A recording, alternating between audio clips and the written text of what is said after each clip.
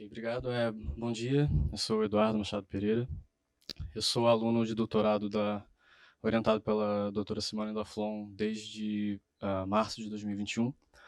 E o título do nosso projeto que eu estou apresentando aqui hoje é a obtenção de parâmetros estelares, atmosféricos estelares, com aprendizado de máquina aplicado a dados fotométricos. Eu já terminei os créditos, já fiz a qualificação e agora eu estou no estágio de docência. Ah, a linha que minha apresentação vai seguir segue essas etapas. Então, primeiro eu vou dar uma breve contextualização do porquê, quais são esses parâmetros e por que esses parâmetros. Depois eu vou falar dos dados, quais os dados que a gente usou e como eles foram obtidos, enfim, alguns cortes. O método que foi usado para que a gente obtenha esses parâmetros. Depois eu vou mostrar finalmente umas conclusões e resultados e conclusões e os nossos próximos passos. Então, sendo bem direto, os parâmetros que a gente quer são os parâmetros usuais, quando a gente se refere a parâmetros atmosféricos, que são temperatura efetiva, gravidade superficial e metalicidade. E o motivo pelo qual a gente quer esses parâmetros é que, a gente se baseando no teorema de Voigt-Russell, se a gente conhece a massa e a composição química de uma estrela, então a gente pode descrever a estrutura e a evolução dessa estrela. E, ou a idade também, segundo o Maciel, em 2016. Só que eu quero chamar a atenção mais especificamente para a metalicidade, que nesse caso aqui eu estou me referindo à metalicidade como a razão ferro sobre hidrogênio entre colchetes, que é definido dessa forma que a fórmula mostra. Os colchetes são a comparação usual com o Sol. E eu trouxe esse espectro aqui só para ilustrar como que, para a gente chegar nessa quantidade aqui, usualmente a gente precisa de um espectro. E aqui eu estou mostrando várias linhas do ferro em um trabalho da literatura, mas o motivo pelo qual eu quero chamar a atenção para a metalicidade é que se a gente tem estrelas pobres em metais, a gente pode ter informações sobre o passado da Via Láctea. E isso se deve ao fato dessas estrelas muito provavelmente terem sido formadas quando o meio ainda não estava poluído pelos produtos que as estrelas das primeiras gerações, das gerações anteriores, jogam no meio interestelar, como eu mostro aqui, por exemplo, nessa nebulosa planetária. Então, só para fechar essa contextualização, uma estrela de metalicidade zero, ela tem a metalicidade solar, porque é uma quantidade comparativa, logarítmica, a faixa de valores da metalicidade vai mais ou menos de -6 até 1, onde -6 significa 1 sobre 1 milhão a metalicidade do Sol e 1 significa 10 vezes a metalicidade do Sol, que é bem rica em metais. O único problema é que fazer isso aqui é caro, né? Espectros são caros, é custoso e não só financeiramente falando. Então aí que entram os surveys fotométricos, né? Os catálogos fotométricos. E eu trouxe especificamente o S Plus, porque o S Plus tem esse diferencial, que são os 12 filtros que o Luciano também acabou de falar agora,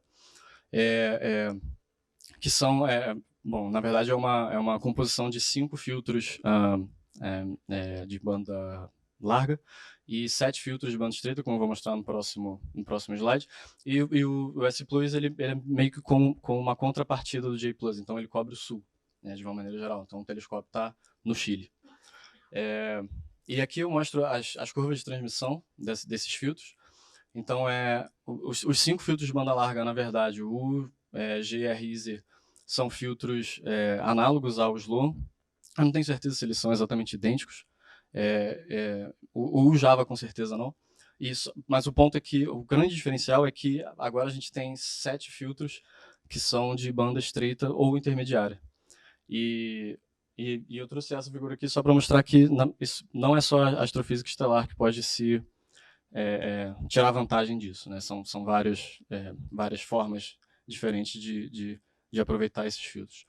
Então, Já entrando em como a gente pegou os nossos dados, quais são os nossos dados, o acesso aos dados do S Plus é bem intuitivo, é bem fácil, é um link que você pode fazer buscas por ADQL, SQL, né, ADQL, ou pelo próprio Python, em que você pode botar o ADQL dentro do Python.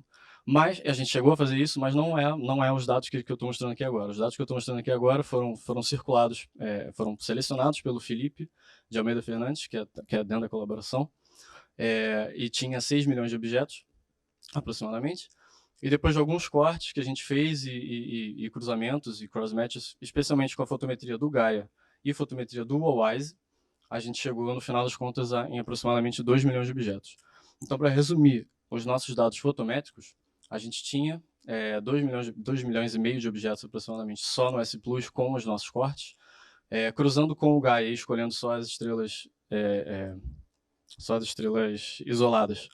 Isso deu praticamente o mesmo número, e quando a gente cruzou com a fotometria do OWISE, a gente ficou com aproximadamente 2 milhões de objetos. Mas o ponto principal aqui é que os dados fotométricos que eu estou me referindo aqui são o que a gente chama de features, que nada mais são do que colunas, em que, aqui nesse caso, são todas as magnitudes possíveis e todas as cores possíveis, mas as cores internamente, né? Então eu tenho todas as magnitudes do S Plus e todas as cores possíveis dentro do S Plus, e a mesma coisa para o Gaia e a mesma coisa para o OWISE. Então, no fim das contas, a gente ficou com 112 dessas features, que são essa soma de magnitudes e cores. Isso resume os nossos dados fotométricos. A ideia, só um parênteses que eu acho que eu esqueci de mencionar, a ideia é que a gente pegue esses dados fotométricos e recupere os dados espectroscópicos que, nesse caso, o que eu estou chamando de dados espectroscópicos são os parâmetros, porque usualmente a gente obtém esses parâmetros por espectroscopia, né? Então, os parâmetros que eu falei, TF, log-G e metalicidade. Então, aqui eu trouxe alguns exemplos desses catálogos recentes, que, acho que fazem parte dessa era dos grandes surveys, mas são algumas ideias que a gente já teve, que a gente já flertou um pouco para ter o gabarito, né, que a gente quer recuperar, mas a gente usou mesmo o do Lamurst, porque o Lamurst é um dos, se não for o maior, é um dos maiores levantamentos que vão oferecer esses parâmetros. E também, eu não botei aqui, mas o Gaia, o DR3 do Gaia também já veio com esses parâmetros aqui. Então eu vou resumir um pouco melhor como ficaram os nossos dados espectroscópicos, mas a gente usou algumas restrições só para selecionar estrelas FGK, pegar basicamente qualquer momento da vida da estrela e qualquer metalicidade, com alguns cortes de qualidade. E no fim das contas a gente ficou com 2 amostras espectroscópicas. A primeira é a do Lamurst, que a gente cruzou com aquela tabela final de fotometria que eu mencionei alguns slides atrás, que isso ficou no final com 20 mil estrelas só, porque o Lamurst está no norte e o S Plus está no sul, e também com o Gaia, e a segunda amostra espectroscópica foi com o Gaia, em que a gente também cruzou com aquela mesma tabela, e aí a gente ficou com quase 2 milhões de objetos. Então, agora eu vou resumir os nossos dados de uma maneira geral. A gente tem essa informação fotométrica que são 112 features, são 112 atributos, vamos chamar assim, que vem do S Plus e DR3, OWISE, Gaia DR3. E também a gente tem informação espectroscópica, ou seja, né, os gabaritos que a gente quer, que é TEF, log-G e metalicidade, do Lamurst e do Gaia. Então, no fim das contas, a gente está com 2 tabelas e a gente vai treinar 6 modelos, como eu vou falar um pouco mais para frente. Então, a ferramenta que a gente vai usar para isso, para treinar esses 6 modelos, é chamada Gradient Boosting. E uma breve contextualização do que significa isso, eu vou primeiro explicar o que significa boosting e depois explicar aonde entra o gradient, a parte do gradient desse conceito. E a ideia do boosting é que você transforme aqui ele chama de weak learner, mas é como se fosse um modelo. A gente pode chamar de modelo. Então você tem um modelo fraco, você quer transformar ele num modelo forte. Mas o que significa fraco e forte? O fraco significa basicamente uma correlação muito fraca, é bem intuitivo, que é só um pouco melhor do que você chutar um valor. Isso, por exemplo, talvez eu esteja exagerando um pouco, mas talvez uma árvore de decisão se encaixe definitivamente como um modelo fraco. E o modelo forte, ele é simplesmente arbitrariamente tem uma correlação arbitrariamente boa com os dados. Já a parte do gradient é a tecnicalidade como o boosting funciona, como essa melhora funciona, né? E ele está baseado justamente num conceito chamado função de custo, que é a diferença entre o gabarito, né, o valor verdadeiro, e o valor previsto. Então a gente quer minimizar esse valor. Então a gente usa derivadas para isso. E é por isso que aparece o gradiente aqui. Então essa é a ideia, né? É minimizar a função de custo o máximo que a gente puder, até idealmente ela chegar a zero. Mais especificamente, a gente usou uma ferramenta chamada LightGBM. O GBM aqui significa Gradient Boosting Machine. Tem várias outras na literatura, não sei se na literatura, mas na internet para a gente usar como comparação, se fosse o caso. E a ideia é que o Light ele ofereça o nome Light, né, seja porque ele oferece algumas vantagens em relação a esses que já existem em pacotes, tipo Python ou R. Dentre essas vantagens é treinar esses modelos mais rápido, ou então usar menos memória, uma acurácia melhor, e dentre outras. Então, mais especificamente agora, ainda entrando já em como a gente fez isso, o treinamento desses modelos foi feito com uma função chamada LGBM Regressor, porque a gente quer fazer uma regressão, mas ele também oferece suporte para classificação. Classificação que eu digo que não são valores, né? São valores... bom, enfim, tem regressão e tem classificação, mas a gente aqui quer usar a regressão. E aqui em azul eu trouxe todos os parâmetros dentro da função LGBM Regressor que a gente não mudou. A gente parece muita informação aqui, mas é porque a gente realmente não mexeu nisso e deixou como o padrão que veio. Agora, o meio amarelo, marrom, sei lá, a gente chegou a mudar, fizemos testes, fizemos diferentes abordagens, mas no fim das contas a gente ficou com o que o padrão ofereceu também. E o vermelho é o que a gente efetivamente mudou. A gente chegou a fazer teste também e a gente efetivamente mudou. Então, a gente está treinando 6 modelos, como eu falei, porque a gente quer obter 3 parâmetros para 2 amostras espectroscópicas. Por isso que é 3 vezes 2. E em qualquer amostra que seja, a gente separou 70% da amostra para o treino, 20% para uma validação e 10% para o teste. E eu vou chamar a atenção para o teste aqui, porque o teste significa que essa parte aqui, esses 10% aqui, não tiveram nenhum contato com o treino. Então é como se fosse um teste cego, digamos assim. Normalmente é assim que funciona, né, o teste, é por definição, mas eu acho que vale eu mencionar. Então, o início dos nossos resultados, eu estou mostrando aqui a temperatura efetiva, por exemplo, para o Lamouche e para o Gaia, e eu vou chamar a atenção justamente para a acurácia do teste. A acurácia do teste com o Lamouche foi mais de 96%, ou seja, isso aqui, de novo, não teve contato com o treino, o teste, e para o Gaia foi quase 90%. Então são valores bastante altos. No caso do log-G, o Lamouche teve mais de 85% e o Gaia teve mais de 75%. E no caso da metalicidade, a gente teve quase 89% para o Lamouche e quase 77%, quase 79% para o Gaia. Então eu estou falando esses números aqui, mas acho que fica muito mais claro se eu mostrar graficamente. Né? Então, no eixo Y aqui eu mostro os valores previstos em Kelvin, e aqui, no caso, na esquerda para a temperatura, no meio para log-G e na direita para a metalicidade. E embaixo eu mostro os resíduos. Então, a primeira coisa que eu quero chamar a atenção aqui é como esse erro absoluto médio, que é esse MAE, ele é bastante baixo em termos absolutos, né, como o nome sugere. Mas, apesar desse erro ser baixo e da nossa acurácia ser alta, aqui na metalicidade, na temperatura, isso não acontece tanto, apesar de ter um outlier perdido aqui, um ou outro, mas no log-G a gente vê que tem uma tendência muito clara, a partir mais ou menos de 4, 3 ponto alguma coisa, 4 para frente, mesmo com também um valor de erro relativamente baixo. E no caso da metalicidade, a mesma coisa, né? A gente tem um valor de erro relativamente baixo, mas temos também uma tendência aqui, a partir de, sei lá, de menos 0,5 talvez. Isso no caso do Lamouche. Agora, esses parâmetros... não, agora não, daqui a pouco. Antes disso, o Lamouche, o treino do Lamouche, em termos da importância dessas features que a gente falou, que eu tinha falado ali, eu queria chamar a atenção para a temperatura, porque essa temperatura foi a temperatura prevista. Então, a temperatura prevista tem uma grande importância, só perde para essa cor lá no azul. E a mesma coisa também para a metalicidade, que no caso da metalicidade ainda a temperatura entra lá para cima.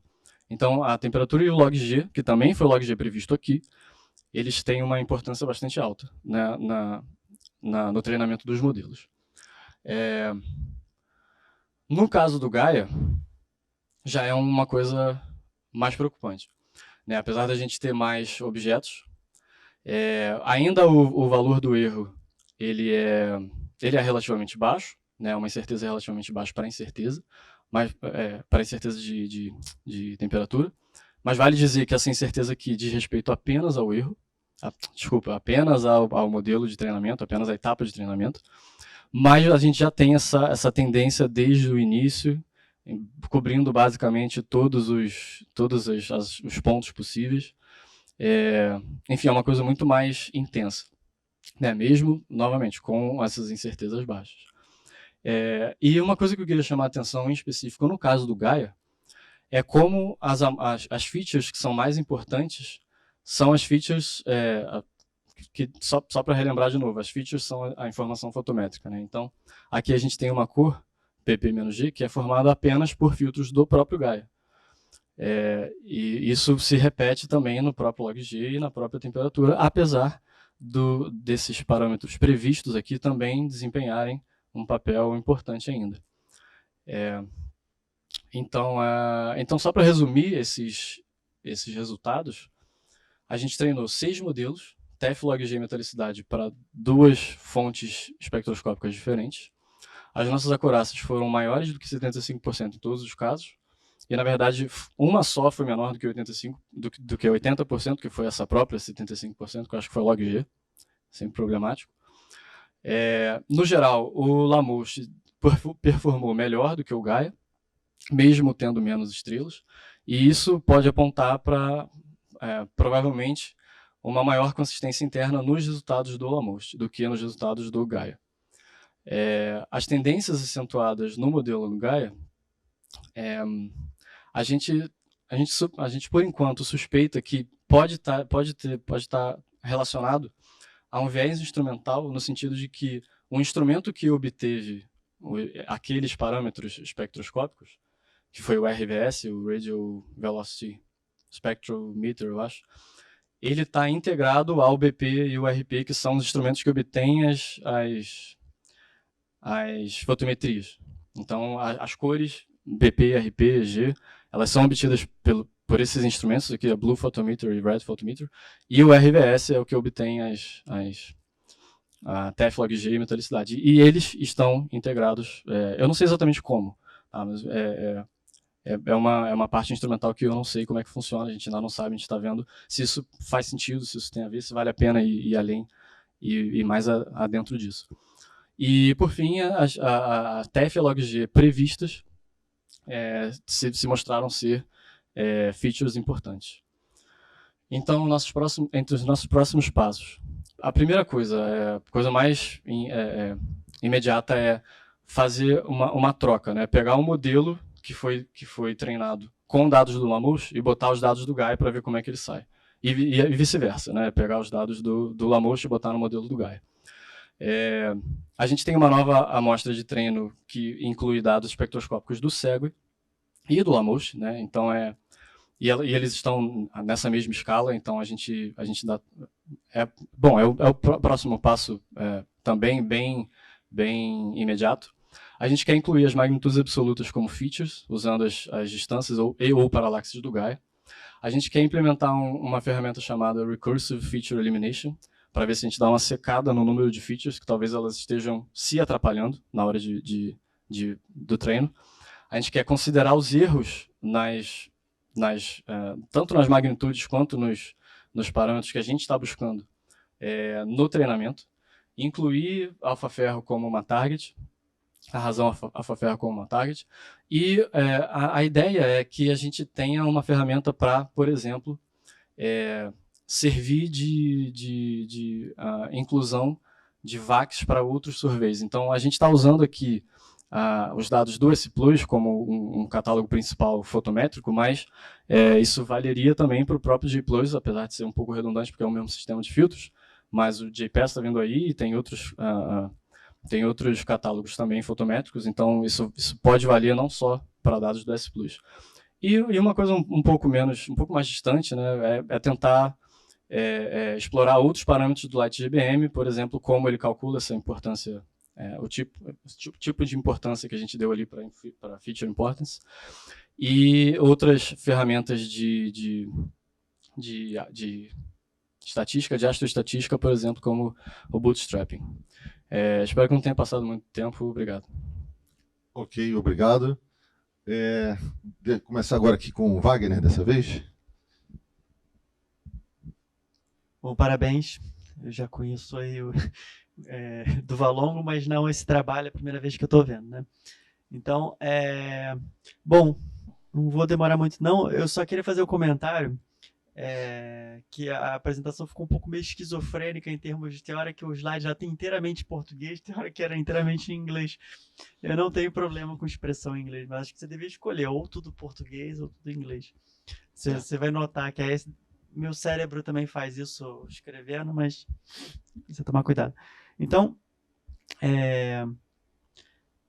agora, só uma questão assim mais teórica. Você falou que quando o Boost lá, quando você falou em Wikilearner, acho que você citou o Random Forest, podia ser um exemplo. Você falou quem? Não, Random Forest não, só árvore de decisão. Uma árvore de decisão. Ah, tá. Ok. Porque eu falei, peraí. Aí o método pode ser ótimo para um certo de conjunto de dados e pode aprender muito bem, não é? Tá, sim, bom, sim. Foi uma coisa. Você usou método de correlação cruzada para variar amostras de treino e teste? Sim. Tem um. É porque eu não botei aí, né? Mas tem um cross-validation com 7 folds, eu acho. Porque isso é importante, porque eu fiquei assim pensando, se você faz 10% só para teste, né, aquela história de sempre, né? Pode ser que você tenha azar aí de pegar as mais numerosas e um viés bravo aí, né? Bom, o gabarito acaba sendo o Gaia em vários casos, né? Aí eu trabalho mais com estrela de alta massa, mas, por exemplo, eu já vi no catálogo Gaia estrelas de alta massa com TF de 7.000, tá? Uma estrela O. Então, pode ter muito gabarito errado aí, muito problema, né? Então, isso, de alguma maneira, deve te atrapalhar também, né? E eu gostei dessa perspectiva de recursiva aí, de eliminação de features, que eu nunca ouvi falar assim, mas deve ajudar bastante também, né? Porque parte do aprendizado pode ir embora justamente com dados atrapalhando, né? Mas fora isso, parabéns. Hein? Valeu, obrigado. Marcelo, por favor. Eduardo, obrigado pela apresentação. Deixa eu perguntar algumas coisinhas para você. Com relação aos dados do S+, como é que você aplicou a correção da extensão para os dados? O corte do Felipe já veio corrigido com extensão.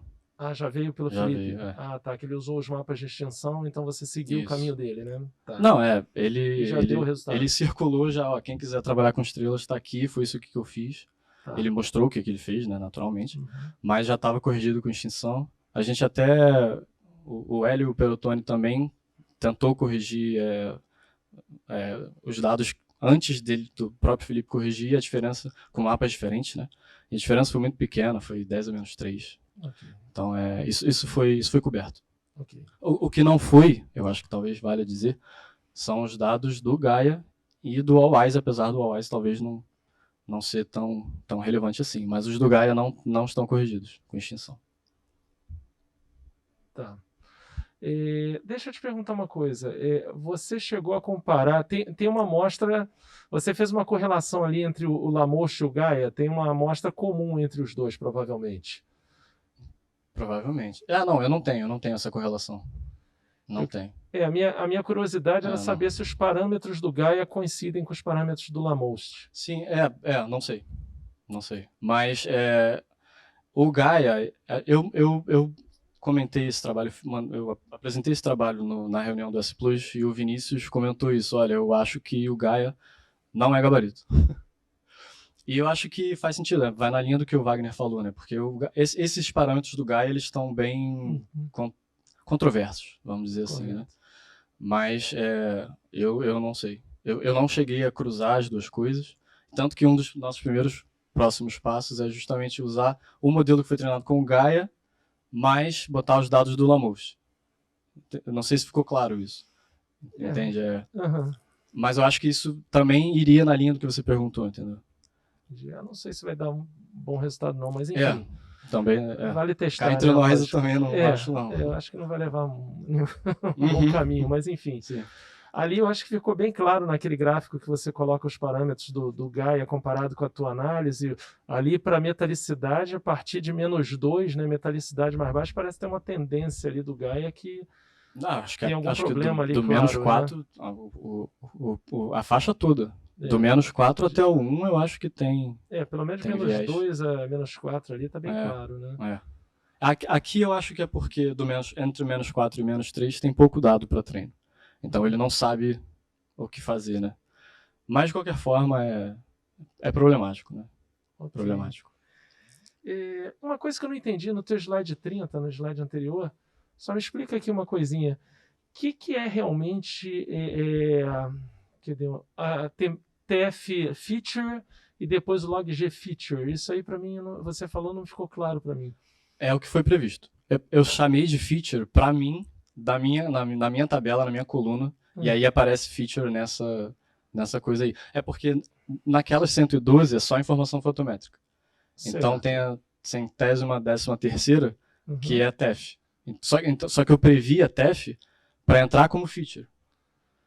E eu tenho outras TEFs previstas também, então só para eu não me confundir. Tá, então você tem que seguir nessa ordem aqui. Primeiro você vai fazer a modelagem para TF, porque a TF vai servir de apoio para o teu log-G, e depois o log-G vai servir de apoio para a metalicidade. Tem que seguir a ordem, Tá, é interessante ver o quanto de erro que você está introduzindo nisso aí. Sim, né? sim, com certeza. Então depois fazer esse estudo do erro é importante. E deixa eu só ver aqui uma coisinha, eu acho que eu tinha mais uma coisinha. Tá, só para finalizar, você falou de depois inserir a distância para ter a magnitude absoluta, tudo. Vai ser interessante ver se você consegue o mesmo resultado do Vinícius, né, do Marcos Vinícius. Sim. Que ele viu que a magnitude absoluta afetaria somente para o log-G. Metalicidade TF não faz diferença nenhuma. Não necessariamente a gente vai usar as mesmas features para os 3 modelos, né? Isso também é uma coisa que a gente pretende fazer, mas é inicial, né? É preliminar. Essa primeira aí, análise. Mas a gente não sabe se as mesmas features vão ser usadas para todos os casos. Por exemplo, aí como você falou da log-G. Tá bom. Depois eu vou te perguntar em off qual a diferença do gradient busting para o handle forest. Beleza. Tá bom. Obrigado. Valeu. Obrigado, Marcelo. Jane, você está ouvindo? Estou ouvindo, sim. Tem algum comentário, por favor? Pois não. Parabéns, Eduardo, seu trabalho é muito instigante, parece ser desafiador, todos esses conhecimentos envolvidos aí com os vários modelos, várias bases de dados, e é interessante que conforme você foi apresentando, as perguntas que eu ia formulando, você já ia respondendo, e agora com os colegas também fazendo as perguntas dele, praticamente não sobrou nada para mim. E, por exemplo, uma das coisas que eu fiquei assim, gostei de ver você mostrar nesses próximos passos exatamente o que eu ia sugerir, que é essa questão de considerar os erros, porque pelo que eu vi que você restringiu na seleção da amostra, acho que magnitudes Gaia menor que 0,1 como um dos filtros, não é isso? Eu fiquei pensando quanto que, se não tivesse também cuidado, por exemplo, na questão dos outros parâmetros, mesmo sendo os parâmetros que você não utiliza nas suas features, mas, por exemplo, a gente sabe que o Gaia chega a partir de uma certa distância, ele já não determina bem nenhum parâmetro. Então, é mais ou menos o que os colegas estavam falando, talvez a sua amostra esteja contaminada e talvez os próximos passos considerar melhor todas as melhores qualidades possíveis. Eu entendo que para esse tipo de projeto você estatisticamente precisa de um grande número de estrelas, isso é justificado, mas talvez seja melhor restringir um pouco mais para coisas que você tenha certeza. Então, essa é uma das coisas que eu Eu fiquei contente de ver que está aí nos próximos passos de vocês analisar isso.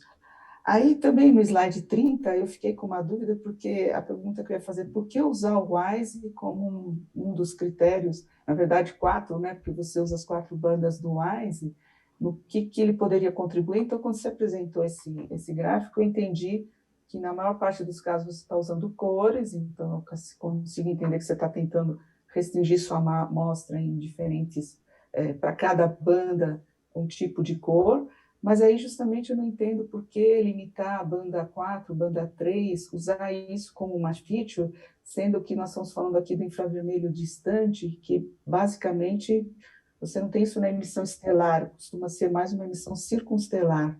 Então, você podia falar um pouquinho sobre esses critérios, por exemplo, das bandas W3 e W4 do WISE? Sim, a ideia de incluir o WISE era, a princípio, a gente está conversando, né, sobre manter o WISE, ou até o próprio Gaia, na verdade. Mas a ideia é simplesmente ter a maior quantidade de informação possível sobre a estrela. Inclusive coisas que talvez a gente chegasse à conclusão de que, provavelmente, né, chegasse à conclusão de que seriam inúteis.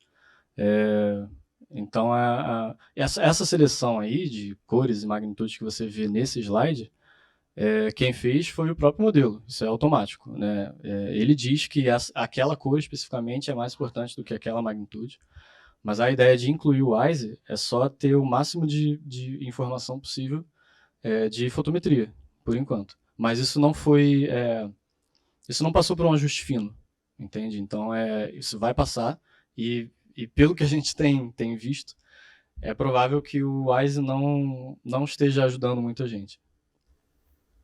Tá. Mas, assim, fisicamente, o que significaria as bandas W3 e W4 no modelo? Se diz que vem automático, mas há alguma explicação do que está se procurando ver com essas magnitudes e não cores?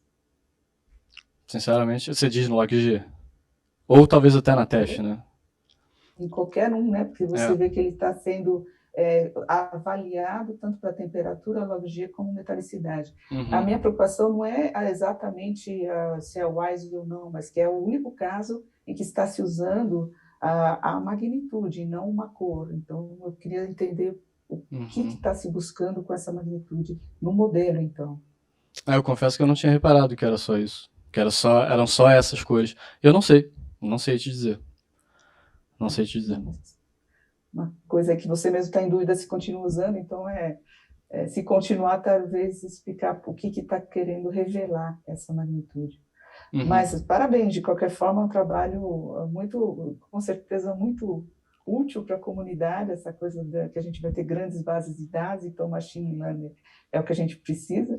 E eu achei até meio divertido que você falou, o S+, o J+, podem ser usados por outros objetos além de estrelas, né? Mas, na verdade, eles foram desenhados para detectar, estudar galáxias, e a gente está pegando carona aí, os estelares estão aproveitando muito bem esses 12 filtros que eles têm, então é muito bom que a gente esteja tendo essa oportunidade. Então, parabéns aí para vocês. Obrigado. É só isso que eu tinha de dúvida. Obrigado. Obrigado, Jane.